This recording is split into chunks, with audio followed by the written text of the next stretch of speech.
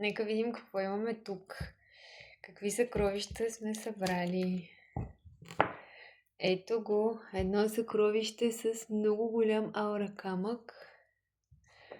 В предните имаше зелено, тези са, мисля, че без зелено. Имат си зеленичко. Много са красиви. Вътре има обсидиан, има цитрин, има малахит, има фрагменти от черупки. Я да видим това. Би трябвало и пирит да има, само тук го виждам. Щом съм сложила едното, съм сложила и в другите. Само, че може би ми се е скрил пирита някъде. Ето го, да. Ето къде се е скрил. Малко зад едно фолио. Ето тук още едно съкровище. Просто напоследък всички ме питаха, не всички, доста хора ме питаха за тях и ми свършиха. Аз имах само 5 такива, всяко в различна формичка. Ето тук имаме доста черно е станало. Обсидиана се е събрал доста нагъсто. Може би трябва малко по-малко камъчета да слагам, да има процепи между тях. Ето тук още едно съкровище. Саура, камък и пирит. Сега много е лъскава тази смола, което е чудесно, само че не може да се снима. И тук имаме още едно. Боже, какво е станало?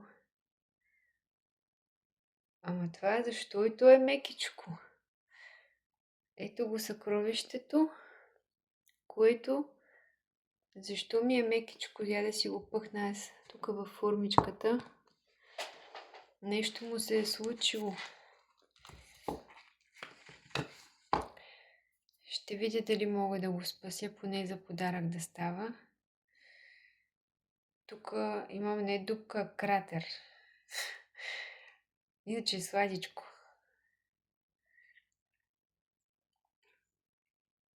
Няма да видим, да ви покажа каква дупчица ми е излязла. Виждате ли я? Ето тук.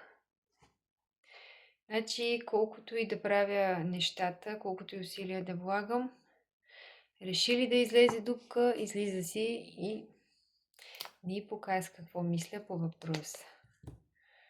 Добре, този гущер ми е добре. Аз имам само няколко гущерчета като елементи. И тук едното да ми се съсипе така, предвид, че скоро един гущер го съсипах. И ми е много жал. Я да видим. Тук с малахитчето. Имам още малко за показване. Ето още едно гущерче. Много хора искаха гущерчета, надявам се да стигнат. Те са ми само няколко. С малахита също много хора искаха. Те са много хубави. Надявам се и те да стигнат. Защото не съм машина, въпреки че може би така ви изглеждам, всеки ден вадя органити. Само че това нещо трябва да се шлайфа и обработва, да се отлива. Чакаме страшно много за отливане и не знам кога ще успея.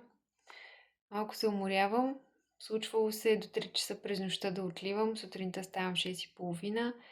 Тези, които си приказват с мен, знаят, че аз до много късно съм на линия.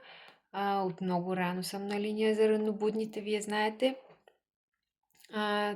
На този режим няма да издържа дълго. Така че скоро ще си направя почивни дни. Няма да ми се сърдите. И аз съм човек. Имам нужда от почивка. Чао от мен!